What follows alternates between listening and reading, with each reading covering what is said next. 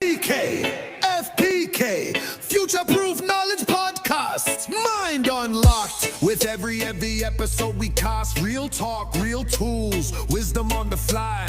Tune in, geek out, reach for the sky. FPK, Future-Proof Knowledge Podcast. The Future-Proof Knowledge Podcast, episode 10. We are live, and I'm delighted to have some of the team here, and we have a special guest. So, Jay Sean, welcome back. It's good to see you in a shirt that, you know, we don't support Bohemians on this podcast. We support Drogheda United, but it is a nice shirt. Lisa, how are you doing? Hope you've been keeping well. And Julia, hello. Thank you very much for joining us. Julia, you are the host of a fantastic podcast, which is helping us with the theme of this conversation today. And before we went live, you and I were we were getting into the weeds straight away. And we were like, oh, should have started recording early because I think this is going to be a fun conversation. But do you want to kind of introduce yourself and let people know where they can check out your podcast? Of course. I'm Julia Bruton, and my podcast is We Are Woman. It's basically a podcast inviting women all over the field of XR to join. So when you have a topic, please come and approach me. You can always find me under vr-woman.com. And the podcast is on Spotify, Apple, the usual places where you find it. And I would love to help a little bit break the barrier with this podcast of maybe prejudices or ideas that women are not welcome in the scene or they don't do well there, because I think it's a field to thrive as a woman there. Yes. Absolutely. And I've no doubt you're going to give us some fantastic insights, even from the snippets of the conversation we had earlier on. And today's podcast is going to focus around women in technology and how we can start to really kind of open things up a bit more, maybe more so than they have been in the past. But Olive Hickmott, Julia, who normally joins us, was one of the trailblazers in women in technology back in the 70s and 80s. But she was closely followed quite a bit later because Lisa is very young. But Lisa herself has been an absolute trailblazer in the technology sector. And we've had a number of conversations, Lisa, over the years, haven't we, about some of the, I suppose, challenges that you've experienced actually working in the field. And do you want to talk to us a little bit about your experience kind of coming into technology, coming straight from university, and was there even at that university level some challenges for you in terms of being accepted or feeling like, am I out of place here? Yeah. So actually, when I was in university, I wasn't studying technology. I was studying art. I was studying graphic design. And so what I found, I really enjoyed the art aspect of it, but more so I found myself drawn toward the technology side of things. So somebody had a problem with their printer or somebody was having a problem with their computer. I found myself hey, let me come help you fix this.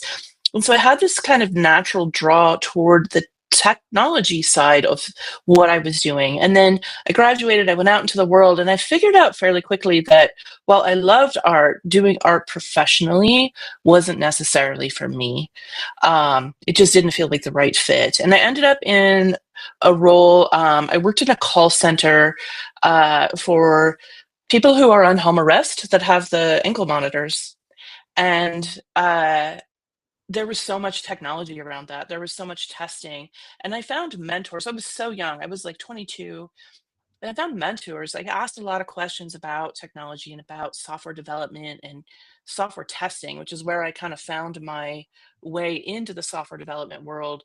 But it was a bit of I did not take a traditional path. And that's something that I always encourage, with my own kids, with people I talk to, is there's more than one path to get to that destination. And it's not always that straightforward, computer science path. It gave me great perspective. And then I continued down my journey with software testing and kind of growing and becoming a leader in software testing, and then experimenting with software development. doing database development and front-end development. And then now I'm in more of a project program management aspect where I can mentor developers. I can work with people on timelines. Their least favorite thing is a developer. That's never what you want to hear about. But it's been really fun for me, at my young age of 50, to kind of take that path and now take on more of a position of like mentoring and like working with the younger people. And now I have a daughter who's 22 and just starting out in the software development world. And we have so many conversations around like she comes home and she's so frustrated, like no one will tell, like people, like I get treated this way or nobody will tell me. I'm like, all right, we got to buck up. We got to put our armor on because that's a big part as a woman in this field. Like, and kind of talking her through it. Yeah, it's been a journey. But even like the fact that there's your daughter coming out into the tech world and she's still having to put on her armor and she's still not necessarily being treated as an equal in whatever the situation might be. And I was relaying a story I heard recently to Julia before we went live of a parent telling us of their daughter who she said from the moment she was born was an engineer, absolutely was an engineer. And when she went to secondary school, which she's only just started, and secondary school here in Ireland is when you move from one school to the other, which is a tough enough transition anyway at 12 or 13 years of age. Plus you have all the hormones, plus you're trying to figure out who you are, how you're going to fit in. And well, always been interested in engineering. She applied to do the engineering course and she got in. And she was the only girl in the classroom. And the teacher said to her, would you prefer to go and do art? Now, we're not going to assume that the teacher was being misogynistic. Maybe the teacher was kind of going, you might feel more comfortable, not being in a class full of males. So let's give the teacher, and it was a male teacher, the benefit of the doubt. But she went home very upset. And she said to her mum, I think I should change to art. And the mum said, no. Now, the mum said she wasn't going to push her daughter and she didn't want to interfere. She wanted to empower her daughter to go and make that decision for herself, which said she did sneak into the school and have a conversation with the year head and said, there is no way my daughter is dropping out of engineering and you need to go and tell her that she doesn't need to drop out of engineering. So anyway, the daughter arrived home and said, oh, the year head came and spoke to me and said that I shouldn't drop out of engineering. So I'm going to stick with it. And a few weeks in, she has turned around and said, engineering is my favorite class. She absolutely loves it. But again, we're not going to assume any misogyny or anything like that. But I could imagine conversations like that happen an awful lot. And especially for like when myself and Julia were talking, we were saying, how as a woman, you can turn around and go, no, I'm not getting pushed aside. But I could imagine as a 12 or 13-year-old girl, it must be very, very intimidating or difficult to make that decision, to stick with it and be the only one in the class. Julia, I'm curious, what was your experience and where did the inspiration come from for you to get involved in this area? So I have a classical film background. I studied film in Berlin, and before that, funnily enough, I did an engineering degree. So I kind of was already drawn to the technical side, like Lisa. And then I started an animation studio. And within the animation studio, I came across the medium of VR. I remember my very first time. I fell in love immediately. It was like some kind of experience where you were in space and you could jump from a planet to another planet. And I wanted to get involved with virtual reality. That was around 2016, 17, something like that. How do you do that? I'm Berlin based. So the German thing is to go the academic part. and not just get involved with it first, which I would now recommend. But I went to different workshops and summer schools and stuff like this that was available at the time. And during those workshops and summer schools, I would say there was like 50% women, 50% men, and we had a lot of fun. But when it came to this question of, okay, so what's your next project and how you're actually going to do it, the women were like, I don't know if I can do this. I'm not a coder. I can't code and I don't know. And so eventually I realized, okay, wait a second. First of all, yes, coding is important for virtual reality, but it's not all of it. You need to understand the medium. You need to understand and have a vision for it and create something completely new, which is not necessarily just a technical aspect. Quite the opposite, I would say. You have to have just some imagination about it. And the other thing is everybody's at the start of it. Nobody knows how we're cooking here. So just, jump in and do it. And that was like the way also that I then created my first VR piece, where I just thought I will find the people on the way who really appeal to the project, who really think they can be a part of it, no matter who they are and where they're from. And it actually also was like that in the end. So yeah, that's what I can say really, is to stop having the barriers in your own head, because eventually everybody has them. And if you're the one who tries it, then you're one step ahead. Yeah, you're absolutely right. And I think that is one of those things.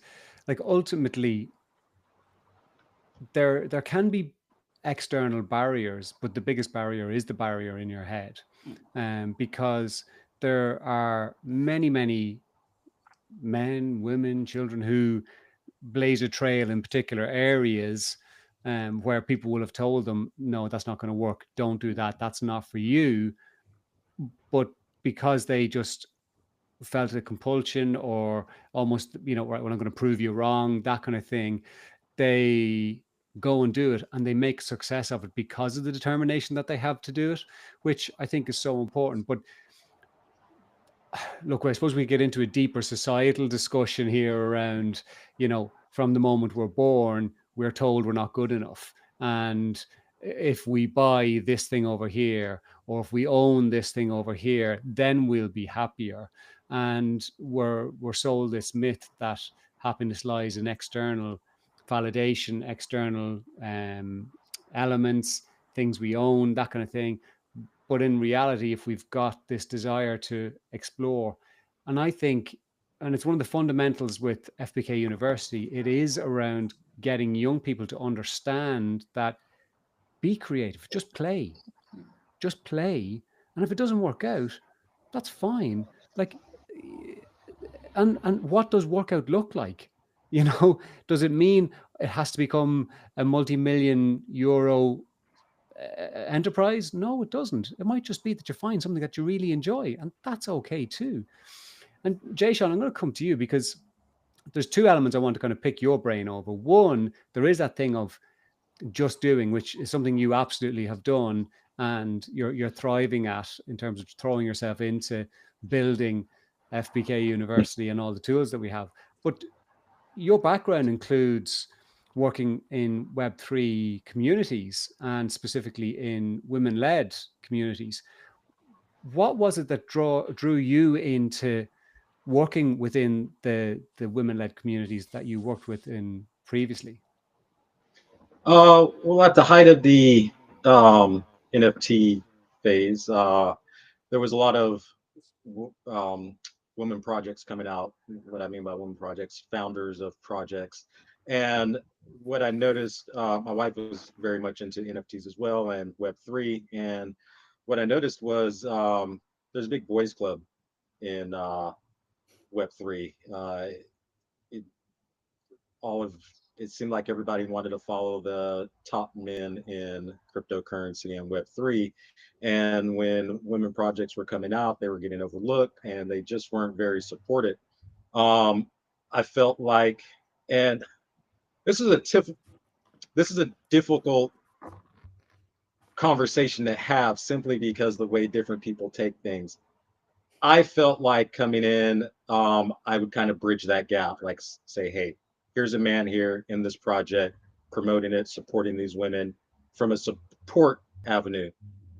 The flip side of that is women don't need our support. They can do it on their own.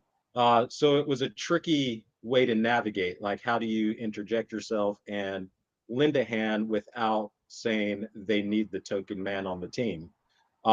So it was more so about just being present and not leading, but guiding from the background and adding that assistance and just being present up front during community live shows and stuff like that. When they see other men that are there supporting, you find like individuals, birds of a feather flock together. So what ended up happening is other men who felt the way I did, that wanted to support, saw me supporting, they joined, and it helped the community grow.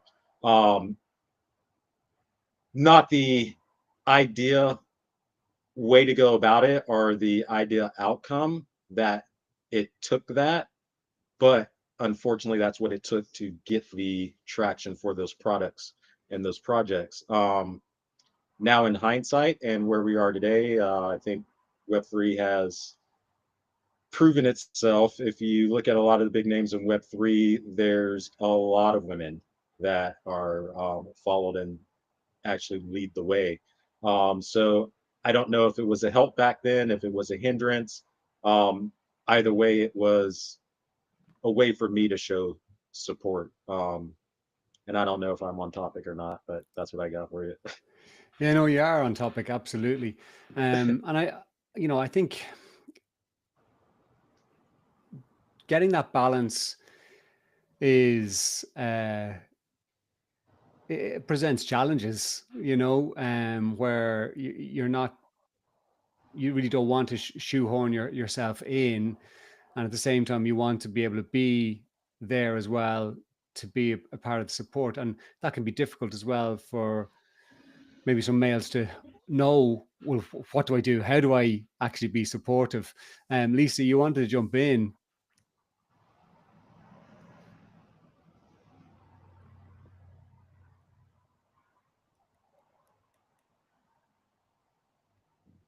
Sorry, I'm talking to myself. Yeah, so there's something Jay Sean said that really connected with me. And Al, I'm stepping into your territory here a little bit, your expertise with, you talking about as as a man kind of stepping into that when you're working with a lot of women. It triggered kind of for me like a rescuer type of situation, which I think isn't something that gets talked about enough with women in technology. Like we do tend to be kind of the minority, um, but there can be that rescuer situation where, oh no, let me just come in and do that for you. Let me go. Oh, it's okay. And so that's something I think like that's actually something recently I talked to my daughter about, and that we have to be aware of. Like I'm not someone I think in my time in this space has just been like, oh gosh, the fucking men or whatever. It is a partnership, right? And it takes all of us, and women are doing so many wonderful things in this space. But that little rescuer thing, like there are little things that creep in, and I think as women or as anyone, it doesn't matter gender, but you're aware of it, and you have to kind of this is where you build up your tools and your skill set to set those boundaries and you know stay in that healthy triangle. Anyway, I'll leave that with you, Al. Yeah, the old drama triangle, my favorite thing in the world. But it is so true. And like, I suppose it is one of those things. I remember, it's a good few years ago now. So, like, I was brought up to hold the door open for everybody, never mind ladies, but I would always hold the door open for a lady. And now if Jay Sean walked past me, I'd absolutely hold the door open for him too. But I remember I held the door open in a shop for a lady, and she wasn't impressed. She's like, "What?" She said to me, "What made you think that I needed you to hold the door open?" And I was just, oh, I'm sorry, because I was just so stunned. I was just shocked. I was like, this has never happened before. So I suppose it is trying to figure out where do we place ourselves within that kind of I suppose, being supportive and at the same time not getting in the way and being that rescuer. Julia, I'd love to, I was going to say, there's something that I would add to it, because when I listened to Jason, I also realized something. So when you have a group of women working together, it's not necessarily the outcome that is so super important about it, or the success in terms of what we kind of define as success at the moment. What I'm realizing, it's really about creating something together, having more of a co-creational part. And so sometimes it helps also me if somebody steps in who has that kind of mindset, because I'm also missing it. I have to admit, it's not bad or good or anything like it. It's just not really there. And I would love to live in a world where that is also more accepted, and also accepted as success, whatever that means. And because then the two fields could also, kind of thrive together a lot more. And if it's in the end only numbers that make you be visible, then it's really hard with some skills and some mindsets. Not only women, there are also a lot of men who love to work like that and do that. But I would say in general, from my experience, it's there's a little bit of a difference here when it comes to trying to achieve something. And of course you always have the issue with money, because without it it's just not working.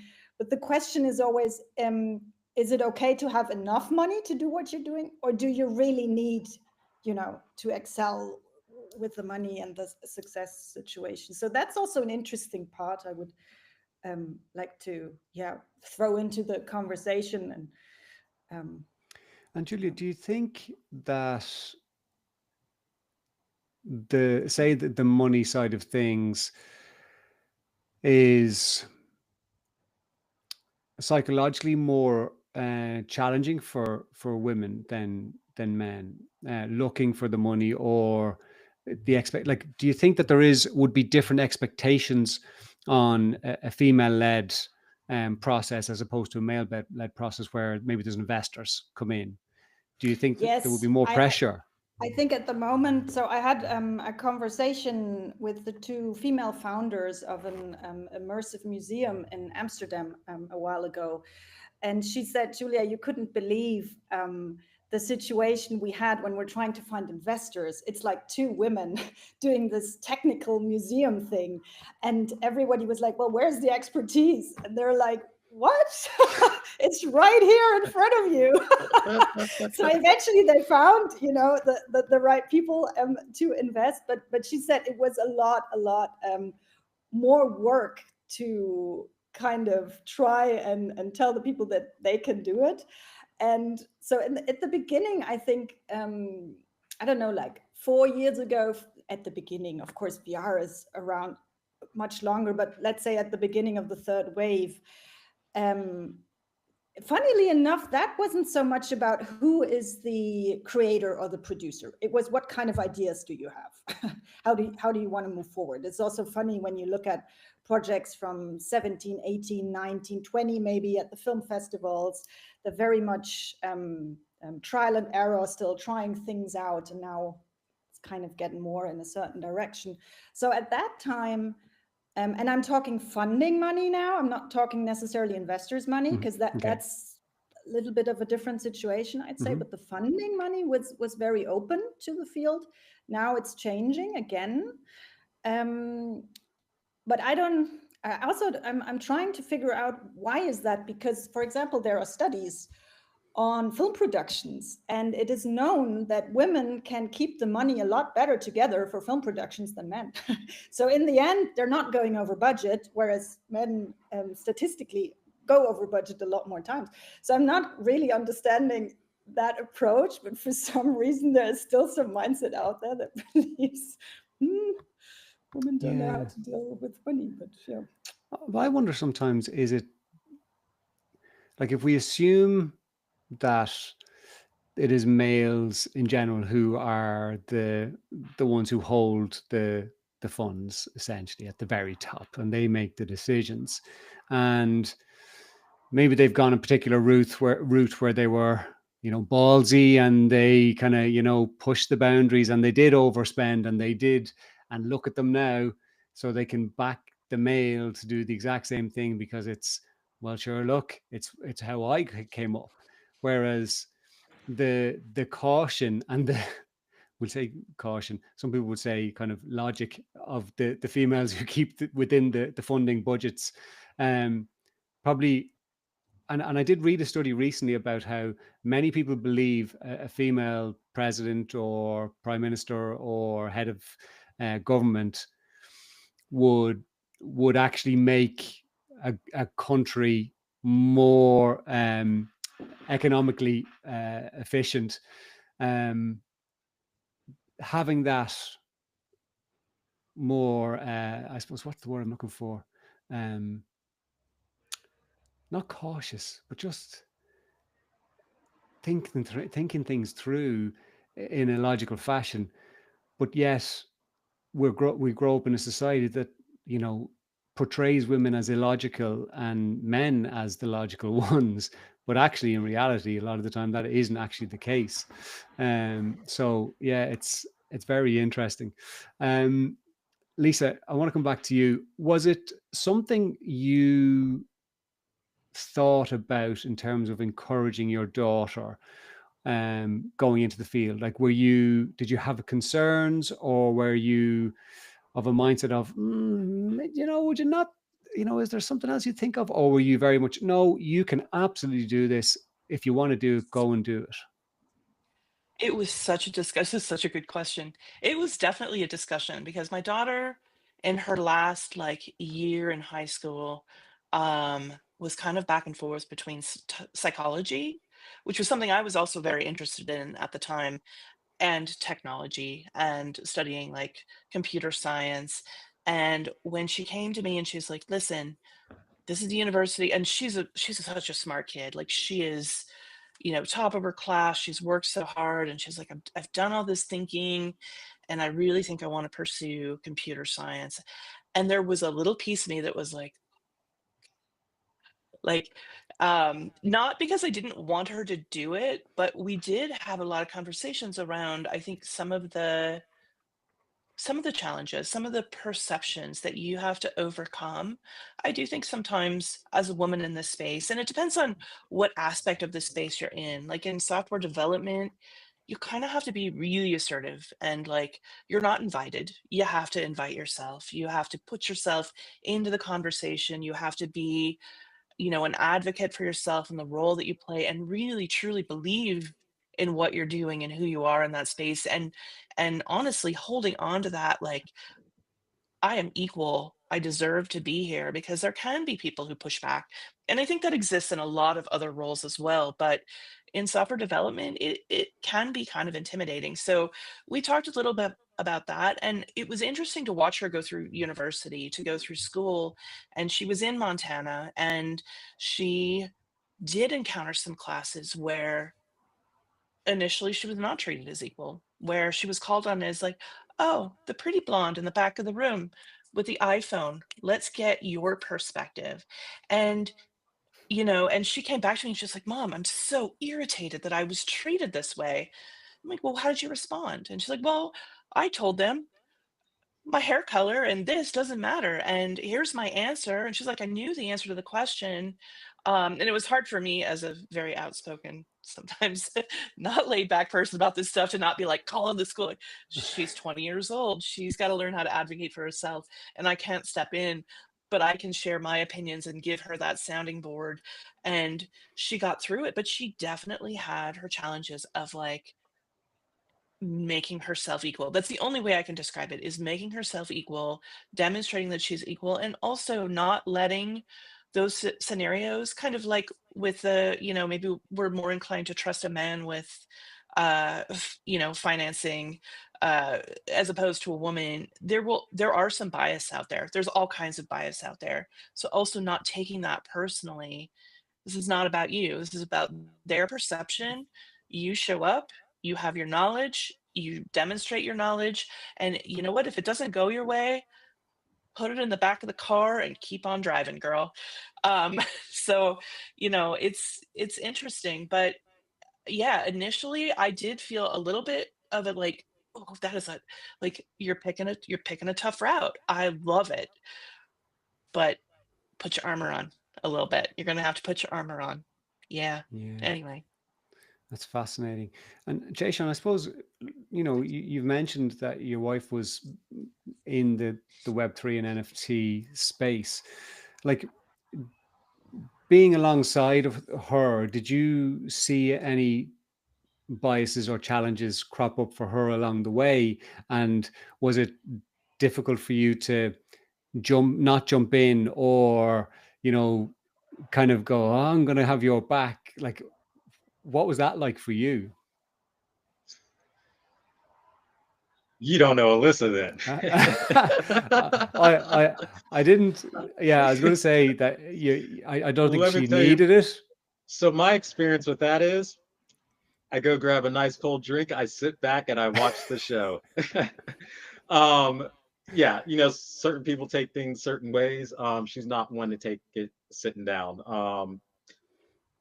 She'll advocate for herself, she'll defend herself, and she'll go to bat, and she'll make those who started it cower in their chairs. So that's never been an issue with her. And to be quite honest, there's a lot of this that has gone on in Web3 and in business and just in life over the years. But if you look at some of the top businesses in Web3, I'm talking Coinbase. Everyone knows who Coinbase is. Binance. There's Ethereum Foundation, Crucible. There's a whole long list of these top companies in the Web3 space. They're all founded and owned by women. So they didn't let the overall society and the way things were going affect them. They didn't let that hold them up from what they were doing. They pushed forward, and they're at the top of their game. Binance, the biggest exchange in cryptocurrency, owned, operated by a female. So when you ask about Alyssa, I kind of feel like there's certain times where, should we step in? Possibly. But I've always been told, and if it doesn't matter male or female, if you have that battle yourself, if you're in the trenches, you come out stronger. And the next time you have that battle, you have more ammunition to come at it. So yeah, did I feel like I wanted to jump in and, oh, you son of a, and this and yeah, I did. But that's also part of allowing people to experience things for themselves, fight for themselves to get that experience, so that I may not be there always to support. I may not always be around. So yeah, I mean, we may have the best intentions to jump in, but maybe we shouldn't. Maybe we should just shut our mouths. And how did that work for you after the situation? Being that communication after, to dive into, how do you think you handled it? Anything you think you could have did better? Without giving, you should have did this, you should have did that. Kind of like just being a Socratic friend. Yeah. And I do think you're right. Like, sometimes when we jump in, it may not be, we may make things a hell of a lot worse as well. And I suppose what we're talking about is resilience. And we've discussed resilience a number of times on the previous podcasts, specifically in relation to children and trying to help them build their resilience. And how we build resilience is by experiencing challenges and then learning that we can actually overcome them, that we can be okay. It's like going to the gym, we lift weights, we tear the muscle fibers, they grow back bigger. And that's how we build resilience. We don't build resilience by having somebody come in and rescue us all the time. And we don't build resilience by having everything work out the way we want it to work out all the time. And Julia, I'm curious, like, you've spoken to a number of people within the space. Like, are you seeing a shift where, like Jason is saying, women are actually just stepping into the role and going, no, I'm actually going to build this. I'm going to take this on. And the founders that you speak to on your podcast, are they like, are they damaged by the maybe negativity or challenges that they experience, or does it make them stronger and push them harder and further? Yeah, I would say the later actually. But it's funny. I always poke them a little bit and try, to ask the gender questions. And some of them they're really not keen on talking about it. Some of them do, and they're very honest and clear about that the situation is not the best. But they all have the positivity in common, that they say, well, but that's not an issue to stop, or that never has stopped me. If anything, it kind of pushed me further.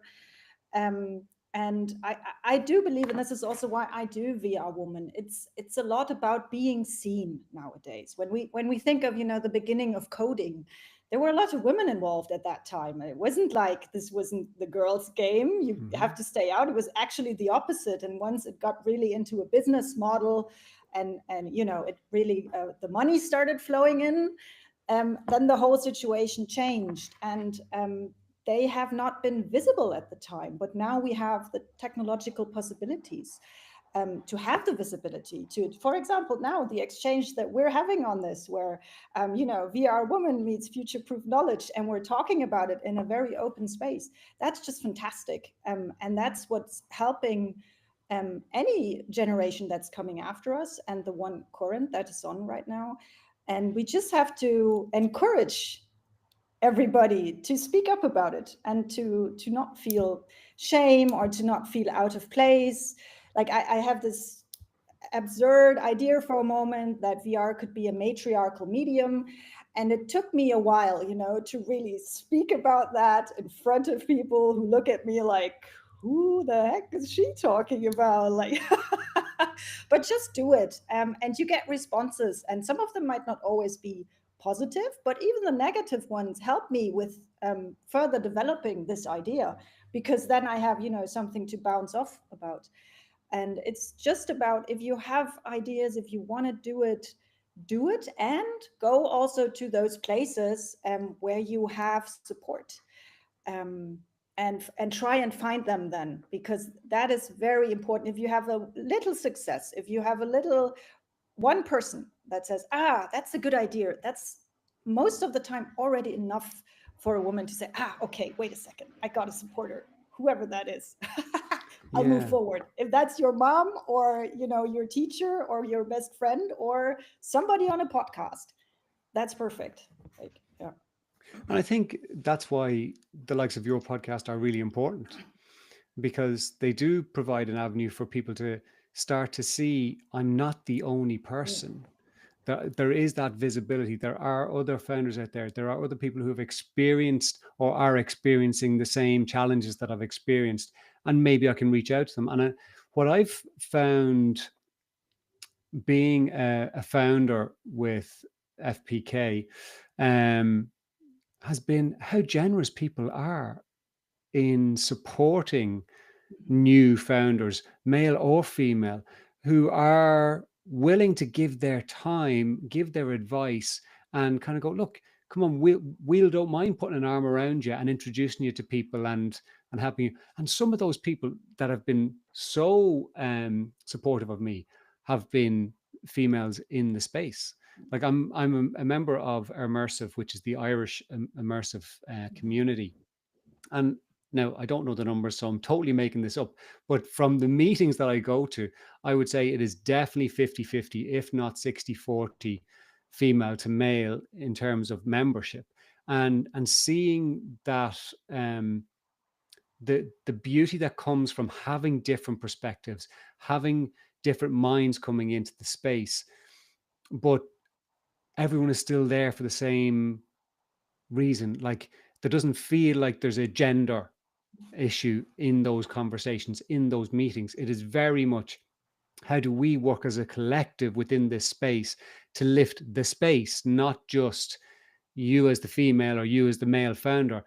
But I sometimes wonder, and maybe this goes back to your point, Julia, in terms of when the money comes in, when a space is growing, there probably is more of a, it doesn't matter who you are, let's try and build this space together.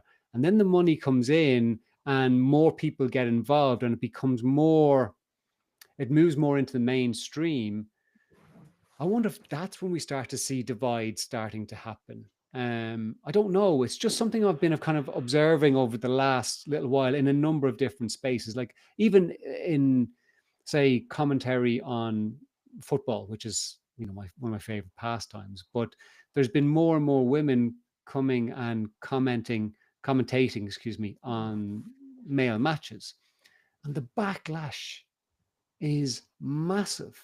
What the hell would they know? They've never played the men's game. The women's game is totally different. They need to go back and just, you know, deal with their own game. They shouldn't be talking. They talk a lot of rubbish. And I'll come back to people and go, you do realize there's a lot of ex-male footballers talk a hell of a lot of rubbish that we totally disagree with, that haven't got a clue what they're talking about, and they played the game, the exact game that you're giving out about. And what I always try to get across to them is it's not necessarily about the individual woman who is commentating. It is about the visibility for younger girls and younger women seeing, okay, we are part of this wider conversation. And that's what's really, really important. So it's going to be interesting to see over the next probably 10 years as VR starts to become more adopted in the mainstream. Do we start to see the divide start to come more so then? I don't know. Have you any comments, Julia, on that or thoughts on that? Yes, I do. But I think the magic is in the medium itself. And that's why I'm also thinking it's more of a matriarchal medium. I think what we have, the hierarchical structure for the consumer products with the flat medium that we had so far, it doesn't work like that in VR. You don't have a product, so to speak. You have more of an experience of time that you spend somewhere. You have completely different terminologies that you now have to use to describe it alone. And then going a step further, thinking about business strategies, is you can't use what you've had before, because otherwise we would already be somewhere completely different, because the technology is already on a very high level. But there is something missing right now. And that what is missing, I think, we still have to figure that out and find that out. And of course, there's always the danger of the huge corporations. I'm very realistic about that. You know, it's like they're waiting somewhere in the corner like a spider having woven their web. And as soon as somebody has whatever idea, then they'll just come and snatch it. But concerning the medium itself, I'm not sure if it's possible. So from just a philosophical standpoint, I'm saying it's going to challenge our ways of how so far we've treated business and technology in general. And then the other part is AI coming into it more and more, which is, you know, another field to open up the conversation. So I love to be living right now in these times and to be a part of it. And that's what I'm saying, jump on board, because a lot is going to happen and we probably not even know yet what's all coming at us. So yeah, we don't. And Jason, I suppose you're knee deep, actually neck deep, probably forehead deep in building AI. And like we've had many conversations about, you know, where we see VR and AR playing a role within our structures with FPK University. But talk to me a bit about, I suppose, carrying on Julia's thought of, you know, VR, and I'm expanding it, Julia, to be maybe XR and AR, being a matriarchal process. That to me seems really exciting, because if we're doing something different to the way it's been done before and the potential to just create it, like how do we as males in the space not just bring in the old ways of things being done that are based on the way men have done it for years and years and years? Like, what do you think needs to be done in order for us to actually use this in a completely new way? I think there's a couple things going on in that topic there. So on the male-female side of things, I don't see that so much as an issue or a topic that has to do with founders and business owners and us developers, because we all have the same goal in mind. We all have ideas of a product.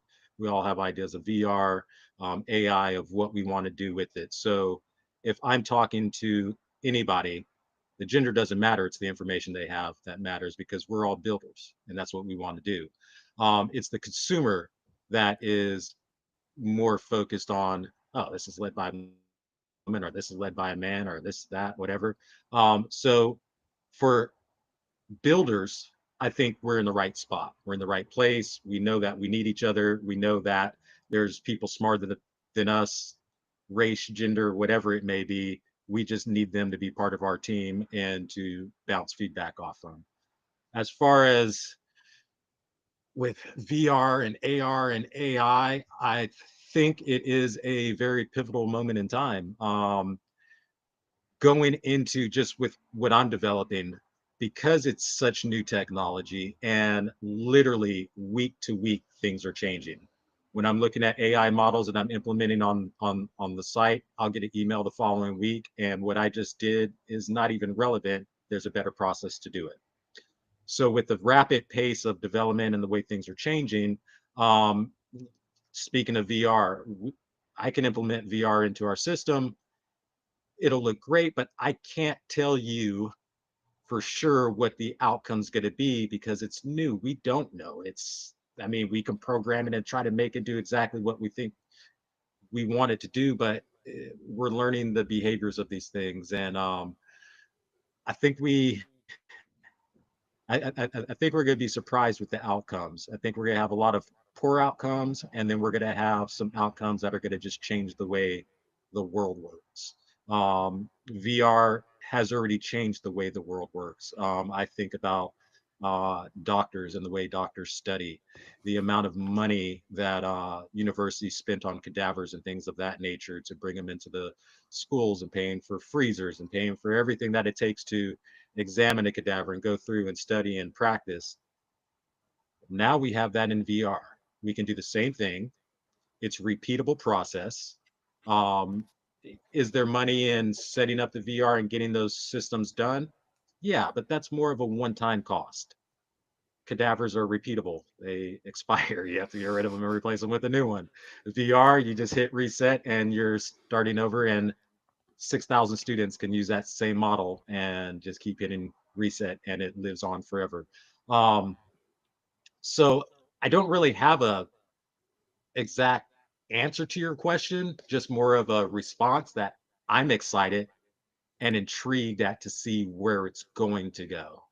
And to close it up with the gender thing, coding, which is the basis behind everything that we're all developing, whether it's VR, AR, AI, developing software applications. Coding is all comes from math.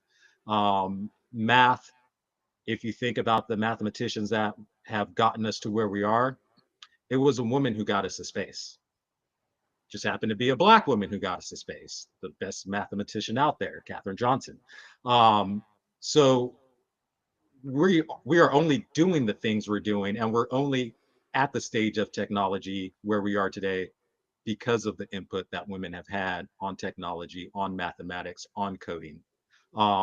Whether people want to admit it or speak up or use their names when they're talking, I know they're there, and I use their names and I speak about them, and those are the people I look up to when I'm looking on YouTube for guidance, or looking on, just researching for what I'm building. Most of the people I'm looking up are women that have done this, that I'm getting the information from. I'm not looking for women. That's what I'm finding. So again, I don't think it's so much in the builders. I think it's the consumers that have that big hang up. I think as builders, we're united in the sense that we see the big picture, we see a future that we all want to be part of. And we'll do whatever it takes to be part of that future and work with whoever we have to work with to be part of that future. Yeah, so everyone has a role to play. And I suppose, Lisa, as we start to kind of move kind of towards the end of the podcast. We've a little bit of time, but not too much. Like when you think about like young girls, young women, looking to get into the space. I know there's certainly here over the last 5 or 10 years, there's been a big push to get girls involved in like coder dojos and stuff like that, get them into coding. And the government have in fairness to them, have tried to make that pathway much clearer. But is there advice you would give to any young girls or young women who might be kind of interested in, you know, technology, or interested in coding, or interested in virtual reality or anything like that, that you would be able to point them in the direction to, or give them advice of, you know, where they might start so that they can play around with it? Because I do think we need to get back to play. I think we as human beings need to get back to play a lot more. And how they can bring their own unique creativity to the table. Yeah, good question. Good topic. Well, just to kind of touch on what Jason did in terms of mathematics and development of mathematics, there are lots of women out there who have paved the road, and we don't always have visibility to that. Like I think, you know, Jason, my dad was a math teacher, and like I grew up not even knowing who was behind some of the mathematic developments that, you know, we've seen and stuff like that. So I think, you know, in terms of young women who are looking to go into, you know, an engineering field, AI, technology, um, you know, early on, it's if they're curious, encouraging them. My youngest daughter did code, like visual coding classes when she was probably like 6 or 7, because she was fascinated. She wanted to learn more. And she really enjoyed it. Now it's not something that's of interest to her. My older daughter, you know, she really kind of was a little bit back and forth. And as she got older, closer to 18, she became more interested. Um, Encouraging them at a young age, if they show interest, to develop it, to try classes, to find tools and things that are, there's so much out there, VI, AR now, for the kids that are growing up now to learn that technology. And then as they get older, and they start to become more aware, and they may be one of the only girl in the room, or they may be one of a handful of girls in the room, also teaching them that that's okay. You know, it's okay to be that only person in the room, and you are equal, you deserve to be there, and you are just as smart, you are just as capable. And then continue to grow, because I think sometimes you get kind of two, I sometimes see two kind of sides of things with women in technology, especially on the young side. They're either a little bit insecure coming in, so they're afraid to find their voice, they're afraid to speak up, they may be kind of falling into a little bit of a please others, you know, I could get you that coffee, I don't need to be a part of that, or, you know, it's fine, I'll take the notes in this meeting. Or, you know, you may have some that are just so barrier, so strong, so just like every person in this room is out to get me. And so really kind of teaching them the balance and working hard, learning what you need to learn, understanding that if this is something you love, you deserve to be here, even if you're the only woman in the room. It is irrelevant, because we are all great creators. So don't focus on that. Focus on, I think it was Jay Sean that talked about the collaboration. And I love the startup community for exactly the topics that Al and Jay Sean, I think you guys touched on, because I do feel like it's so inclusive. Like that is when you're part of that small group building an idea, building a new business. Um, you're just a group sitting around at a coffee shop, kind of figuring it out. And you get to build something beautiful. And like, man, those big corporate environments, like my daughter is now part of one of those big corporate environments. And like sometimes I'm like, I can't relate to you because I always stuck to the startup world. But you know, she's finding her own path and she's finding her own struggles. But I love the Web3 community. I love the startup community, and it's so vibrant here in Boulder. You know, I volunteer at the Boulder Startup Week when you have all the young people that come in and they're looking for their first job, and kind of encouraging them to go listen into things and be a part of it. I love that so much, and I think that's where my heart lies, is like that element, and that, because I think you find your equality, you find your community where you can build together. Yeah, I think that's brilliant. And I think, Julia, you know, when we look at maybe some of the, we'll say, high-powered women, you know, maybe in the 80s and the 70s and the 90s, looking back, they had to really take on very male personas and be almost like more alpha than the males in the room in order to actually be able to achieve what they did. And some of it was really good, some of it was really, really bad. And I'm curious what you would say to those younger females in relation to how they stay themselves, how they can, you know, have that feminine energy, have that that matriarchal way of operating, and understanding that they don't have to be more male than the men in the room in order to be successful. So what would you say to that?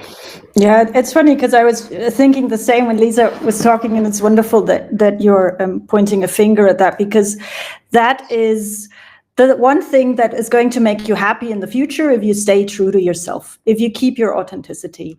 And even if you're in a room full of men and you say, fuck, I got my period today, please don't talk to me. So, and if they don't get it, they don't get it. But don't care about that. It's about you. It's about your body and how you feel in this world, and the stories that you want to tell, the world that you perceive, and try and find at the beginning, I would say, an environment where you feel comfortable talking about it. Because once you started talking about it, you will feel more and more comfortable in other environments that might not give you that feeling from the beginning. So if I can, I would say one thing also from my experiences in the past is first, have the ideas, share them with people where you know they're safe.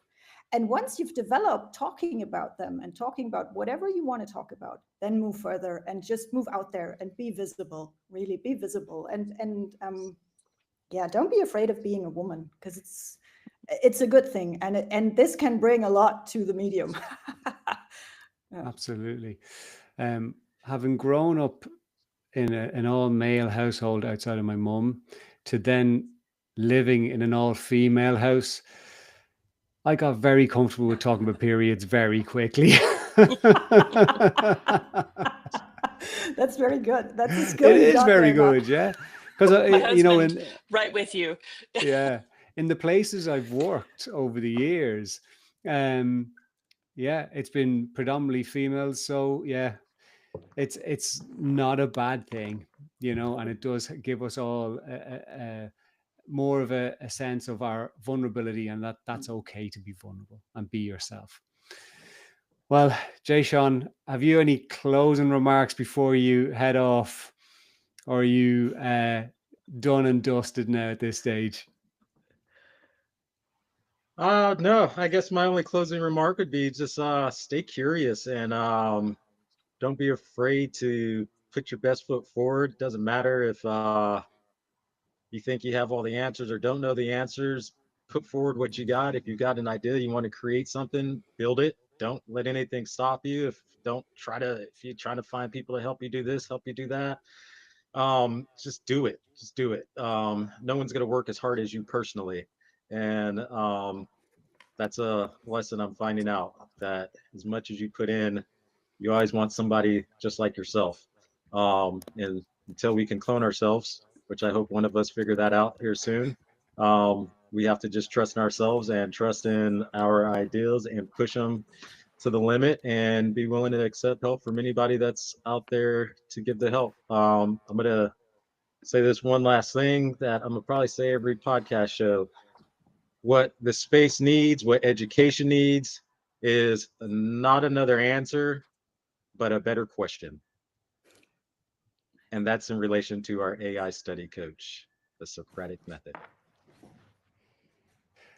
For those of you who don't know what Jason's talking about, our study coach does not give you the answers. Our study coach helps you figure out the answers. Kind of like my mum used to do. She'd never give me the answers. So, we'll take that inspiration from those wonderful women that have helped us to learn things for ourselves and not just giving us the answers like a lot of dads do. Just here, 2 + 2 is 4. Off you go. Get out of my face. Let me go back to reading the newspaper. Lisa, have you any final thoughts? Thanks for that, Jay Sean. No, that was a good one. I was going to say some of the best mentors I've had would never give me the answers. And it would be so frustrating in the moment. Like, here, go figure this out. Like, you have the question, like, I can't figure this out. Go look and see go look at this piece, especially in technology, and like, oh, and then you get that answer. Is such a fulfilling feeling. No, but I'm going to leave you with one last story. Actually, no, you know what? I'm good. No more stories. I'm good. Anyway, this has been a great discussion. I've loved this podcast. You can save that story till the next time we get Julia on, because she's not getting away with just doing one. We're definitely bringing her back on. And Julia, just to wrap things up, firstly to say thank you so much for joining us and bringing your expertise and your discussion. It's been a really, really uplifting conversation, I think. But have you any closing thoughts that you want to leave the listeners with? No, this was a wonderful podcast. I think we got everything covered so far, and just be in for part 2 soon someday. Excellent. We'll all look forward to part 2. Yeah. Listeners, thank you so much for joining us today. Guests, thank you so much for joining us today. As always, we will be back every Tuesday at the same time on the Future Proof Knowledge podcast. Oh, jump on, give us a rating, give us 5 stars. If you want to give us 1, don't give us 1, give us the 5. It doesn't cost you anything. And share, spread the word, because we are trying to make a bit of a splash in a very big pool. But I think with having the likes of Julia on, we're definitely going to make that splash. So until next week, look after yourselves. FPK, Future Proof Knowledge Podcast. Mind unlocked. With every episode we cast real talk, real tools, wisdom on the fly. Tune in, geek out, reach for the sky.